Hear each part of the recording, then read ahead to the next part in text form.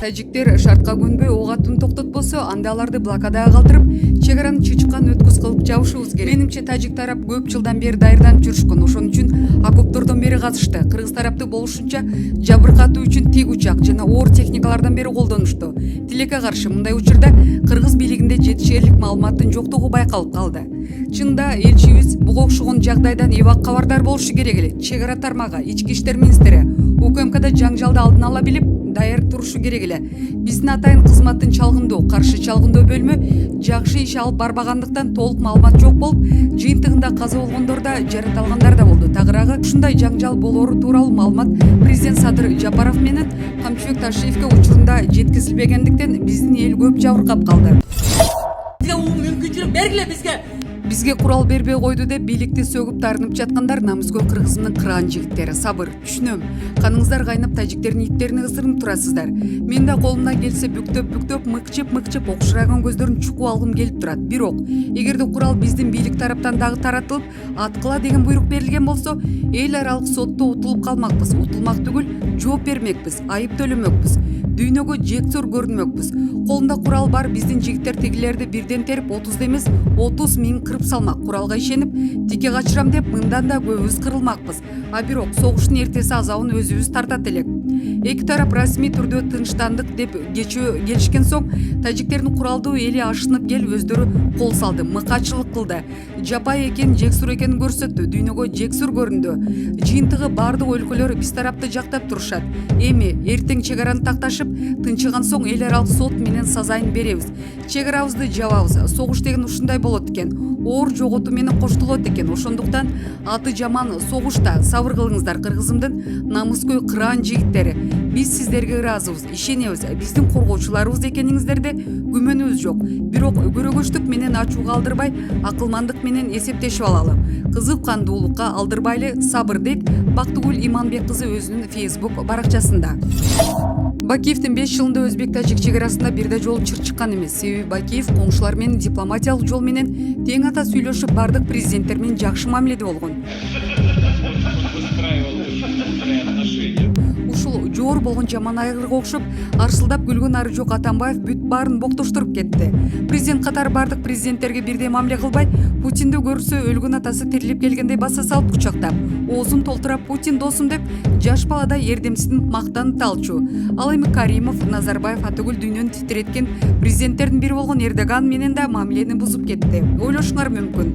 Азыркы Баткен согушуна Атамбаевдин эмне тиешеси бар деп. Биринчиден, Атамбаевдин убагында бузулган мамиленин таасири азыркыга чейин бар. Экинчиден, Ташиев Германияга кеткен убакта Баткенде мындай балекет жөндөн жөн эле башталып кеткени күмөн жаратат. Атамбаев түрмөдө жатабы, эркиндикте жүрүү, кайда болсо да эч качан арам иштерин токтотпойт. Атамбаев да өч алуу деген ар кандай адамды билинбей жүрүп талкалап салуучу мүнөзү аябай күчтүү. Атамбаевдин эң биринчи алдына койгон максаты кандай жол менен болсо да бийликке Мадумаровду же Сапар Исаковду алып келип, бийликти колуна алган күнү Сооронбай Шариповичтен өч алуу, Кудай бетин ары кылсын го. Бирок Жээнбеков Атамбаевдин колунда ошондой шартта түшүп калса, фашисттердин гестапосы Атамбаевский мыкаачылыгын жанында эч нерсе болбой калат го. Атамбаев грамотный, билимдүү адам, бирок ал бардык талантын ыплас аракеттерге жумшаган, жаман иштерге өтө машыккан адам. Башканы айтпаганда деле президент болуп турганда анын достору мировой деңгээлдеги аферистер Саймайти, Хабибулла, Пархатилер экенин эске салса, калган түшүнүктүү эле болуп калат. Райымбек Матраимовго жабыштырган 700 миллион долларда Атамбаев ошол аферистер менен жасаган өзүнүн иши болгон. Али Токтакуновду жалдап бардык өзүнүн былыктарын Райымбекке жабыштырып олтурат. Болбосо Али деген урод кайдан билсин алардын сырларын, арам иштерин. Атүгүл Алинин Саймайти менен байланышында бир топ күмөндөрдү жаратат. Кантип эле дүйнөлүк масштабтагы аферист Саймайти иттин аркы шыйрагындай болгон, эч кимге кереги жок туулган жерден безип жүргөн бир журналист Сөрөй менен байланышсын. Өзүнүн кылган кылмыштарын айтып берсин.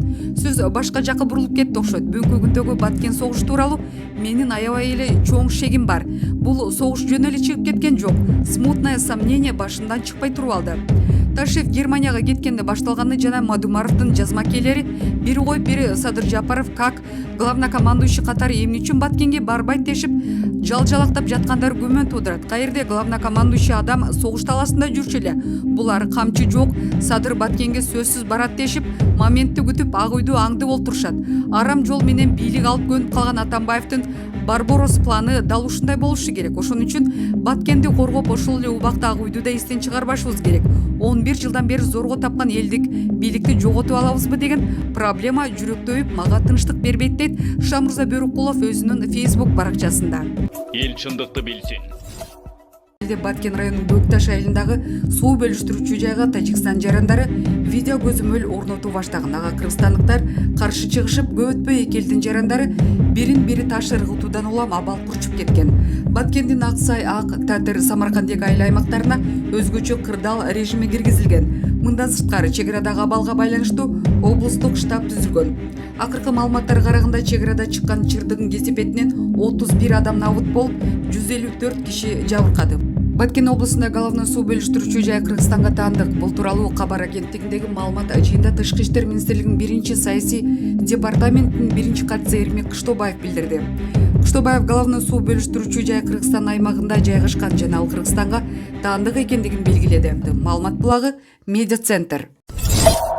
Садыр Жапаров мен Эмомали Рахмон телефон аркылуу сүйлөштү. Кыргызстан президенти Садыр Жапаров Тажикстан президенти Эмомали Рахмон менен телефон аркылуу сүйлөштү. Бул тууралуу айрым маалымат булактары жазып чыкты. Президенттер Кыргыз-Тажик чек арасында кырдаалды талкуулаган.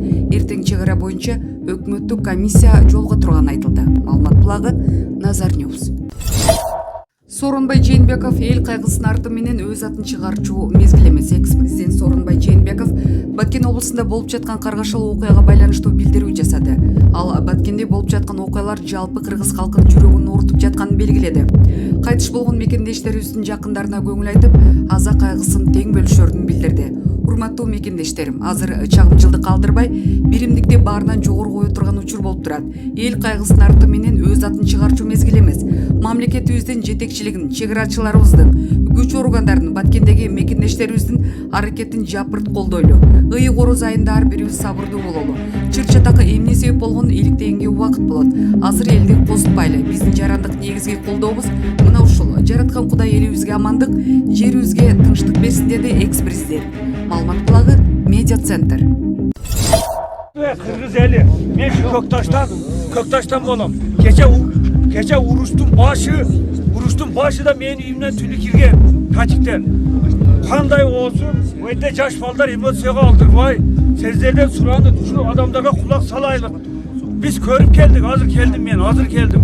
Автомат берип аякпай, өздөрү чечип, кайсы маалда болсо берип, мынакей провокация кылды, ояка бияка качпайык. Онча жарандарыбыз жабыркады. Мына мен биринчи тажик алдымда туруп, балдар коңушум жыгылды. Шуларга кулак салышыбыз керек. Шулар эмне десе, шулардын айтканды кылбасак бизде айлабыз жок. Давайте сейчас сделаем все организованно и правильно, чтобы у нас не было хаоса. Здесь в здании полпредства созданы два штаба. Отдельно штаб, который координирует всю ситуацию по границам, отслеживает каждую минуту все стычки, которые происходят.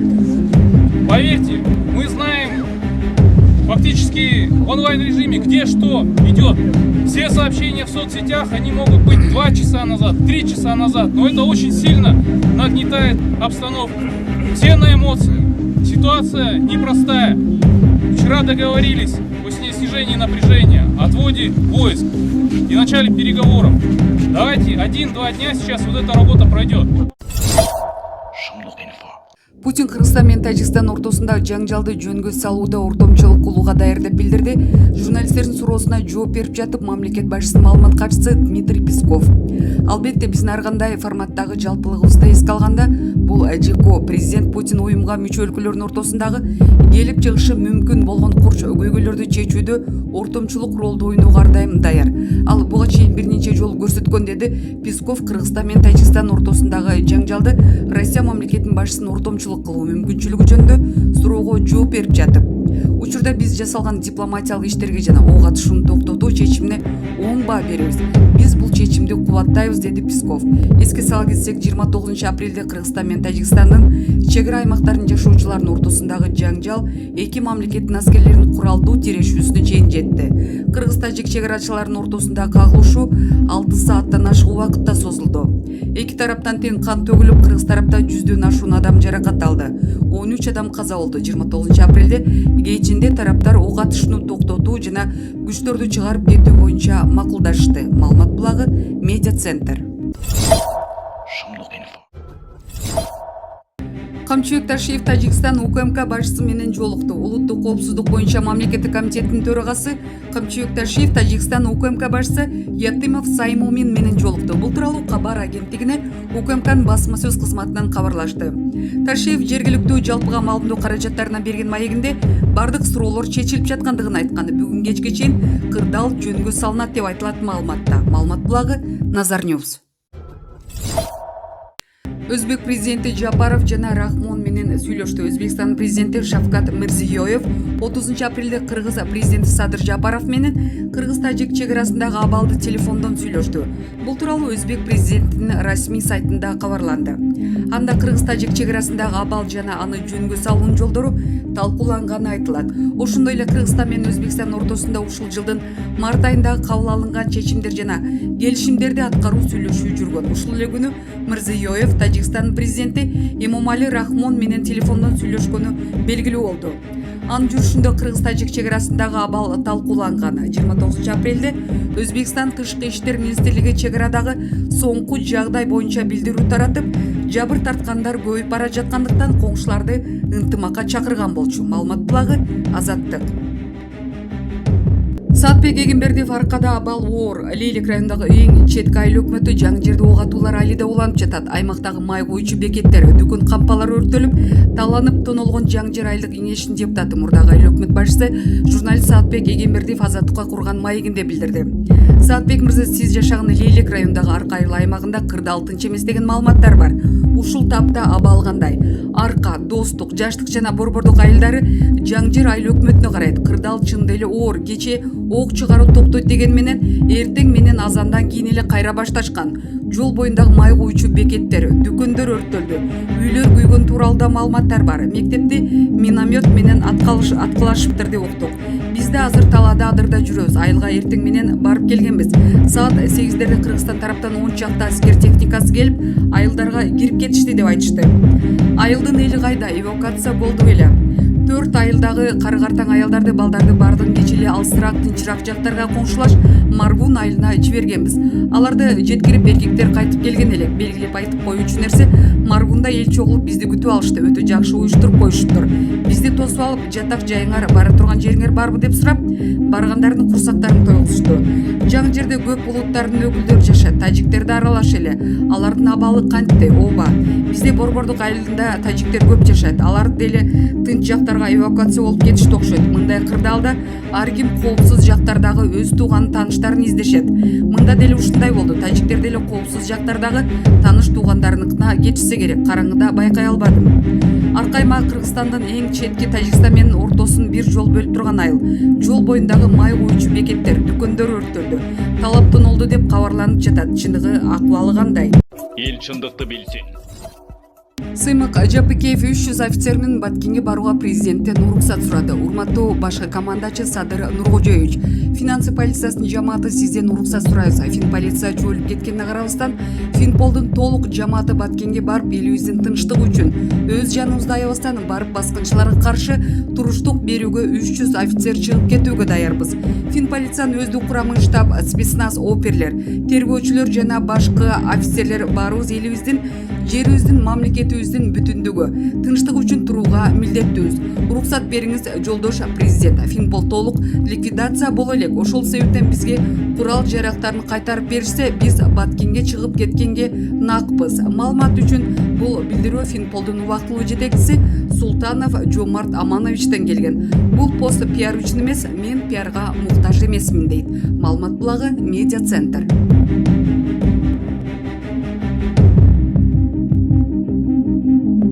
Эл чындыкты билсин.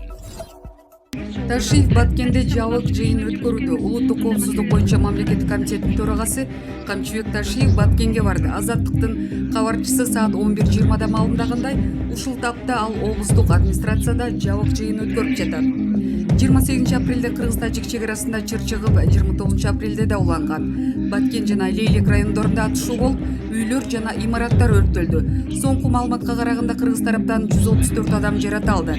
Алардын 13-ü каза болду. Тажикстандын бийлиги жабыркагандар тууралуу расмий маалымат бере элек. Журналисттери 90 адам жаратылып, 10-у каза болгонун билдирди. Облустук милиция ок атышуу токтогонун айтты. Бейрасмий маалыматка караганда айрым жерлерде ок атылып жатканы угулууда.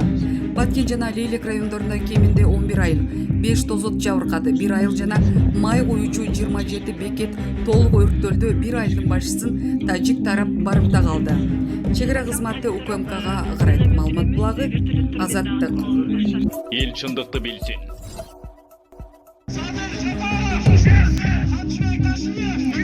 Шултоо таба албай турган немелер топтолушуп алышып, бийлик элге чыгып жооп бер деп жалжакташат. Бийлик алдына чыкса адамга окшоп угушпайт. Ушулардын Баткенге күйүп жатканында шегим бар. Күйгөн адам ак үйдүн алдына барып алып куру кыйкырып, баатыр болбой, вес мешогун жоонуна артып, кружкасын артына байлап өз алдынча бара берет. Кайерде каргаша болуп жатса.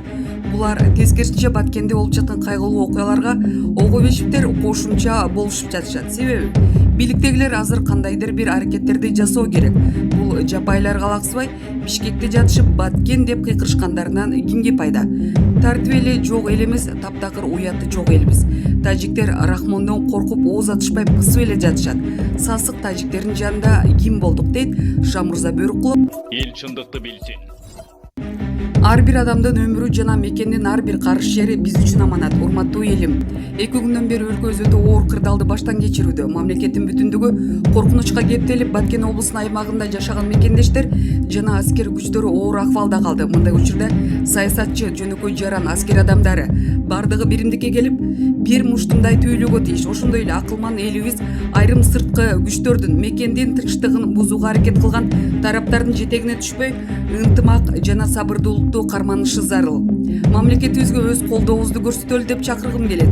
Өлкө башчыда болгон аракеттерин кылып, тийиштүү кадамдарын жасап жатат. Эки элдин ортосундагы алаканын алкагында сүйлөшүүлөрдү жүргүзүп жаткан учурда бардыгыбыз өлкө башчыга жардам беришибиз керек. Мына коопсуздук кеңешинин ыкчам жыйыны өттү. Учурдагы кырдаалды жөнгө салуу үчүн биринчи вице-премьер-министр Артем Новиков башында турган жумушчу топко тапшырылды.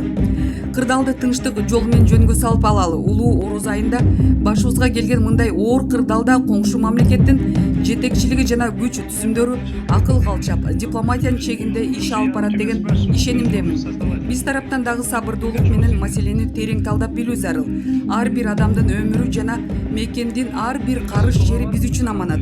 Мекен баарыбыз үчүн кымбат, ал эми генерал үчүн 2 эсе болууга тийиш. Күч түзүмдөрүн жетектеген офицер катары тажрыйбамды. Күчүмдү мекен үчүн даярмын жана бардык запастагы офицерлерди катарга турууга чакырам. Мекен бирөө, ал Кыргызстан. Маалымат булагы Медиа центр.